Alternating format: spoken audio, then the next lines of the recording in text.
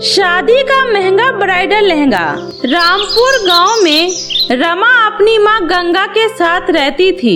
रमा के पिता का देहांत कुछ महीने पहले ही एक दुर्घटना में हो गया था, जिसके बाद रमा की मां गंगा उसे अकेले ही पाल पोस कर बड़ा कर रही थी और वो अपना घर चलाने के लिए लोगों के घरों में साफ सफाई का काम किया करती थी और उससे उसे जो भी कुछ पैसे मिलते थे वो उसे अपनी बेटी की पढ़ाई और अपना घर चलाने में लगा दिया करती थी। गंगा ने रमा का एडमिशन गांव के ही एक सरकारी स्कूल में करवाया था, जिसमें गांव के सभी गरीब बच्चे पढ़ने जाया करते थे। ऐसे ही एक दिन, अरे माँ, आप आ गई? मैं कब से आपका इंतजार कर रही थी। चलो अब आप जल्दी से हाथ मुंह धो लो, मैं आपके लिए खाना निकालती हूँ। ठीक है बेटा, लेकिन क्या तुमने खाना खा लिया? अरे नहीं माँ, आपके बिना मैं खाना कैसे खा लूँगी? मैं तो बस आपके ही आने का इंतजार कर रही थी। वैसे भी आप दिन भर मेरे लिए कितनी मेहनत करती हो, कितना थक जाती होंगी ना आप। अरे मेरी बच्ची, अगर मैं मेहनत नहीं करूँगी तो अपनी बेटी की शादी के लिए पैसे कैसे जुटा पाऊंगी, और अपनी बच्ची के लिए सुंदर सा ब्राइडल लहंगा भी तो लेना होगा। तो इन सब के लिए मुझे मेहनत तो करनी होगी ना। ऐसे ही कुछ साल बीत जाते हैं और रमा अपनी 12वीं की पढ़ाई पूरी कर लेती है।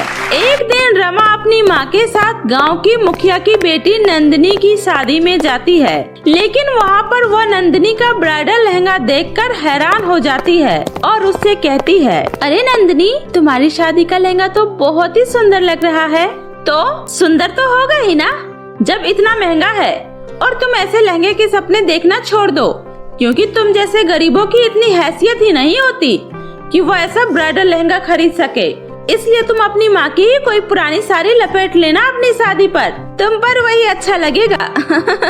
नंदिनी की ऐसी बातें सुनकर रमा को बहुत बुरा लगता है। उसी समय गंगा कहती है, अरे मेरी बच्ची, तुम परेशान मत हो।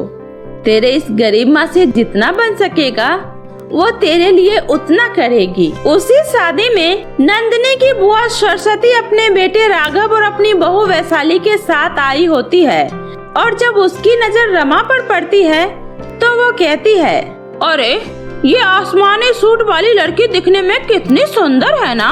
मुझे अपने बेटे राघव के लिए बिल्कुल ऐसे ही संस्कारी लड़की चाहिए। आपने बिल्कुल सही कहा माँ जी, ये लड़की दिखने में तो बहुत ही सुंदर है और हमारे देवर जी के साथ इसकी जोड़ी भी बहुत अच्छी लगेगी।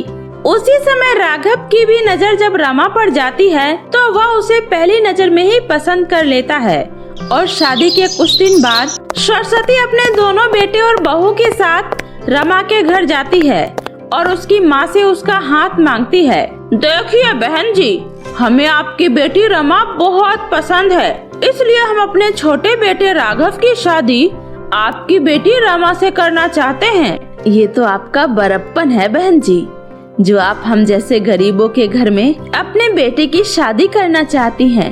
लेकिन बहन जी, मैं गरीब लोगों के घरों में साफ सफाई का काम करने वाली, भला आप जैसे बड़े लोगों के घर में अपनी बेटी का रिश्ता कैसे कर सकती हूँ। माँ जी, रिश्ते गरीबी और अमीरी को देखकर नहीं किए जाते, रिश्ते तो दिल से जोड़े जाते हैं, और मुझे तो रमा पहली ही नजर में पसंद आ गई थी। बिल्कुल सही कहा मेरे बेटे ने, और इसलिए बहन जी, हमें इस शादी से कोई दिक्कत नहीं है और न ही हमें दहेज में आपसे कुछ चाहिए। आप तो बस खुशी खुशी अपनी बेटी की शादी की तैयारियां कीजिए। रमा का इतने बड़े घर में रिश्ता जुड़ता देख गंगा बहुत खुश होती है और वह अगले दिन से ही अपनी सारी जमा पूंजी इकट्ठा करके शादी की तैयारियों में जुट जाती है। और शादी की सारी तैयारियां हो जाने के बाद वो अपनी बेटी के साथ एक बड़ी सी दुकान में जाती है और अपनी बेटी के लिए एक बहुत ही सुंदर ब्राइडल लहंगा खरीद कर ले आती है और कहती है, मुझे पता है मेरी बच्ची, तुझे मुखिया जी की बेटी नंदिनी के जैसा ब्राइडल लहंगा लेने का मन था ना, लेकिन तेरी इस गरीब माँ के पास इतने पैसे नहीं हैं कि वह तुझे इतना महंगा ब्राइडल लहंगा दिलवा सके। कोई बात नहीं माँ, मुझे अपना ये ब्राइडल लहंगा भी बहुत पसंद है, इसलिए अब आप उदास मत होइए। और ऐसे ही अगले दिन रमा का ब्राइडल लहंगा अचानक से कहीं चोरी हो जाता है और आसपास के लोग बातें बनाने लगते हैं। हाय राम, ये तो बहुत बड़ा अपशकुन हो गया। शादी से पहले ही दुल्हन का लहंगा चोरी हो गया। भला ऐसा कभी होता है क्या? सच में रमा के साथ तो बहुत बुरा हुआ है। बेचारी गंगा के पास तो अब इतने पैसे भी नहीं होंगे कि वो रमा को फिर से एक ब्राइडल लहंगा दिलवा सके। हे भगवान, मेरी गरीब माँ ने एक एक पैसा जुटाकर मेरी शादी के लिए एक ब्राइडल लहंगा खरीदा था, लेकिन अब वो भी चोरी हो गया। अब हम क्या करेंगे? अब मैं अपनी शादी में क्या पहनूंगी? उसी दिन जब यह बात रमा की जेठानी वैशाली को पता चलती है तो वह फटाफट से बाजार जाकर रमा के लिए एक बहुत ही सुंदर और महंगा ब्राइडल लहंगा ले आती है। यह देखकर रमा हैरान हो जाती है और कहती है, अरे ये तो बिल्कुल वैसा ही लहंगा है जैसा मुखिया जी की बेटी नंदिनी ने अपनी शादी में पहना था, लेकिन ये लहंगा तो बहुत महंगा होगा ना? हाँ रमा, हमें उसी ने आकर बताया था तुम्हारा ब्राइडल लहंगा चोरी हो गया और तुम्हें शादी में उसका लहंगा बहुत पसंद आया था ना, लेकिन इतना महंगा होने की वजह से तुम वो खरीद नहीं सकती थी। इसलिए जब मुझे ये बात पता चली तो मैं यह लहंगा तुम्हारे लिए खरीद कर ले आई। अब जल्दी से तुम इसे पहनकर तैयार हो जाओ। इस लहंगे में तुम और भी ज्यादा सुंदर लगोगी। थैंक यू सो मच दीदी, आप सच में बहुत अच्छी हो। आज आपने एक दुल्हन को उसका मनपसंद लहंगा देकर उसकी खुशियों पर 4 चांद लगा दिए हैं। सच में बेटी, तुम्हारा बहुत बहुत शुक्रिया। आज तुमने हम गरीबों की लाज बचा ली। ऐसा मत कहिए माँ जी, रमा तो मेरी छोटी बहन जैसी है, तो उसके लिए इतना तो मैं कर ही सकती हूँ ना। इसलिए रमा, कल तुम इस शादी के ब्राइडल लहंगों को पहनकर तैयार रहना। हम अपने देवर जी की बड़े ही धूमधाम से बारात लेकर आएंगे और उनकी दुल्हनिया को अपने साथ ले जाने के लिए। और ऐसे ही अगले दिन रमा वो ब्राइडल लहंगा पहनकर तैयार हो जाती है तो वह किसी हीरोइन से कम नहीं लग रही होती है और शादी में आए सभी लोगों की नजरें सिर्फ रमा पर होती है और उसे उस ब्राइडल लहंगा में इतना सुंदर लगता देख नंदिनी भी हैरान हो जाती है और अपनी बेटी को इतने सुंदर और इतने महंगे ब्राइडल लहंगे में देखकर गंगा की आंखों में भी आंसू भर आता है और कुछ ही देर में बड़े ही धूमधाम से रमा और राघव की शादी हो जाती है और वह खुशी खुशी विदा होकर अपने ससुराल चली जाती है। बारिश में गरीब माँ की 3 बेटियों की विदाई। सावित्री नाम की एक गरीब बुढ़िया एक फैक्ट्री में काम किया करती थी।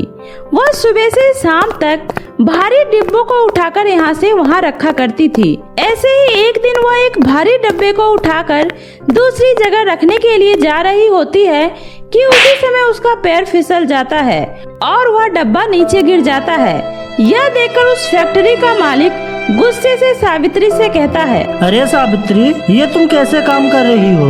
अगर इसके अंदर का एक भी सामान का नुकसान हुआ ना तो मैं तुम्हारी सैलरी पर काट कर तुम्हें काम से निकाल दूंगा। नहीं नहीं मालिक, ऐसा मत करना। मैं आइंदा से इस बात का ध्यान रखूंगी। आप मुझ गरीब को काम से मत निकालना, क्योंकि मुझे इस समय पैसों की बहुत जरूरत है। मुझे अपनी 3 बेटियों की शादी करनी है। मैं आपके आगे हाथ जोड़ती हूँ, मुझसे दोबारा ऐसी गलती नहीं होगी। अच्छा ठीक है। अब जल्दी से सामान उठाओ और इसे ले जाकर ट्रक में रख दो। इतना कहकर फैक्ट्री का मालिक वहाँ से चला जाता है। उसी समय सावित्री कहती है, शुक्र है मालिक ने मुझ गरीब को माफ कर दिया, वरना मैं अपनी 3 बेटियों की शादी करने के लिए पैसे कहाँ से जुटाती और कहाँ जाती। इस उम्र में तो कोई मुझे काम पर भी नहीं रखेगा, इसलिए आज के बाद मैं अपना सारा काम बहुत ही ध्यान से करूंगी। इतना कहकर सावित्री सारा सामान समेटकर वापस अपने काम पर लग जाती है। ऐसे ही कुछ देर में शाम हो जाती है और काम करते करते सावित्री काफी थक जाती है और वह घर जाने वाली होती है। इसलिए वो अपनी सहेली ममता से कहती है, अरे क्या हुआ ममता, आज तूने काम नहीं किया? तेरे सारे डिब्बे अभी तक यहीं पड़े हुए हैं और अगर तूने समय पर ये सारे डब्बे ट्रक में नहीं पहुंचाए तो तुझे पता है ना कितनी गड़बड़ हो जाएगी। मुझे पता है, पर मैं क्या करूं? मेरे हाथ में चोट लगी है, इसलिए मैं काम नहीं कर पा रही हूं और वहां घर पर मेरी बेटी भी मेरा इंतजार कर रही होगी। अब मैं क्या करूं? तू चिंता मत कर ममता, मैं जल्दी से तेरा सारा काम भी खत्म करवा देती हूँ। इतना कहकर थकी हुई सावित्री फटाफट से ममता के सारे डब्बे भी ट्रक में पहुँचा देती है और ऐसे ही एक एक करके सारे मजदूर अपने घर चले जाते हैं। और अब सावित्री और ममता भी अपना सारा काम खत्म करके अपने घर जाने लगते हैं। उसी समय सावित्री की तीनों बेटियां रीना, प्रिया, मीनाक्षी भी खाना बनाकर अपनी माँ का इंतजार करने लगती है। उसी समय मीनाक्षी कहती है, पता नहीं आज माँ कहाँ रह गई, इतनी देर हो गई है और अभी तक नहीं आई। हाँ दीदी, आज तो बहुत देर हो गई, माँ पहले तो कभी इतना लेट नहीं होती थी। दीदी मुझे तो बहुत घबराहट हो रही है, कहीं माँ किसी मुसीबत में तो नहीं है। मैं ऐसा करती हूँ, मैं माँ को देख कर आती हूँ। रीना जैसे ही इतना कहकर घर से बाहर जाती है, इतने में ही वहाँ पर सावित्री आ जाती है और अपनी माँ को आता देखकर रीना भागकर उनके गले से लग जाती है और कहती है, माँ आप कहाँ थी? आपको पता है हम लोग आपके लिए कितना परेशान हो रहे थे। अरे मेरी बच्चियों, तुम लोग मेरी इतनी चिंता मत किया करो, वो तो मैं बस ममता के काम में थोड़ी मदद करवा रही थी, इसलिए मुझे घर आने में थोड़ा लेट हो गया। ऐसे ही कुछ देर बाद तीनों माँ बेटी मिलकर एक साथ खाना खाती है। उसी समय मीनाक्षी कहती है, माँ आप इस उम्र में भी हम लोगों के लिए इतना सारा काम क्यों करती हो? अब आप हम लोगों को काम करने दो।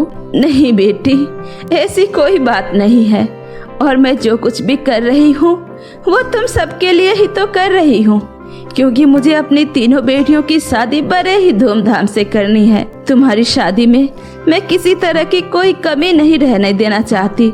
और तुम लोगों को पता है, मैंने कल ही पंडित जी से तुम तीनों की शादी की बात भी कर ली है, इसलिए अब तुम तीनों परेशान होना बंद करो और जाकर सो जाओ। ऐसे ही अगले दिन सावित्री अपने काम पर जाने से पहले पंडित जी से बात करती है। पंडित जी, क्या हुआ? जो आपने कल मुझे लड़के वाले के बारे में बताया था, क्या वे लोग इस रिश्ते के लिए राजी हैं? अरे सावित्री, तुम चिंता मत करो, तुम्हारी बेटियों के लिए मैं एक बहुत अच्छा ससुराल ढूंढूंगा। और तुम्हें पता है, मैं शर्मा जी के परिवार को बहुत अच्छे से जानता हूँ, बहुत अच्छा परिवार है और वे लोग इस रिश्ते के लिए भी तैयार हैं। इसलिए कल वे लोग तुम्हारे घर तुम्हारी बेटियों का रिश्ता पक्का करने आ रहे हैं। क्या सच में पंडित जी? ये तो बहुत अच्छी बात है। अच्छा पंडित जी, अब मैं चलती हूँ, मुझे कल के लिए तैयारियां भी तो करनी होगी। इतना कहकर सावित्री अपने काम पर चली जाती है और दिन रात कड़ी मेहनत करके अपने घर वापस आ जाती है। ऐसे ही अगले दिन शर्मा का परिवार उनके घर आता है और सावित्री की तीनों बेटियों को शगुन के पैसे देकर रिश्ता पक्का करके वहाँ से चली जाती है। अच्छा सावित्री बहन, आपको चिंता करने की कोई जरूरत नहीं है, हम लोग बड़े ही धूमधाम से अपने बेटों की बारात लेकर आएंगे। आप चिंता मत करिए बहन जी, मैं अपनी तीनों बेटियों की शादी में किसी तरह की कोई कसर नहीं छोड़ूंगी। और इसी तरह सावित्री दिन रात कड़ी मेहनत करके और अपने गहनों को बेचकर अपनी बेटियों के लिए नए गहने बनवाती है और बचे हुए पैसों से अपनी बेटियों के लिए सुंदर सुंदर लहंगा भी खरीदती है। और ऐसे ही कुछ ही दिनों में शादी की रस्में भी शुरू हो जाती है, जहां सावित्री अपने घर के बाहर एक छोटा मोटा टेंट लगवाती है। अरे ये क्या, अभी तक आप लोगों ने यहाँ पर फूल नहीं लगाए हैं? आप लोगों को पता है लड़के वाले कितने अमीर हैं, और अगर शादी की सजावट में कोई भी कमी रही तो वे लोग क्या सोचेंगे मेरे बारे में? वैसे भी मैं बहुत गरीब हूँ, जैसे तैसे करके मैं अपनी बेटियों की शादी कर रही हूँ। अरे सावित्री बहन, आप क्यों चिंता कर रही हो? आपकी बेटियों की शादी बड़े ही धूमधाम से होगी और विदाई भी, इसलिए आप चिंता मत कीजिए। इतना कहकर सावित्री अंदर चली जाती है और अपनी तीनों बेटियों को दुल्हन की तरह सजाती है और कहती है, मेरी तीनों बेटियाँ आज बहुत ही प्यारी लग रही है, नजर न लगे किसी की। ऐसे ही कुछ देर बाद ढोल नगारों के साथ वहाँ पर बारात आ जाती है और सावित्री बड़े ही अच्छे से उन लोगों का स्वागत करती है। तभी वहाँ पर अचानक से बहुत तेज आंधी तूफान आ जाता है और सजावट की सारी चीजें इधर उधर गिरने लग जाती है। अरे ये क्या हो रहा है? एकदम से इतनी तेज आंधी तूफान कहाँ से आ गई? ऐसे तो सब बर्बाद हो जाएगा। अरे बहन जी, आप चिंता मत करिए, कुछ नहीं होगा, क्या करूं बहन जी, मुझे तो बहुत चिंता हो रही है कि अगर कहीं बारिश हो गई तो सब कुछ बर्बाद हो जाएगा। बड़ी मुश्किल से मैंने अपनी बेटियों के लिए शादी की तैयारियां की थी। ऐसे ही कुछ देर बाद सावित्री की तीनों बेटियां मंडप में पहुंच जाती है, जहां उनकी शादी की रस्में शुरू हो जाती है।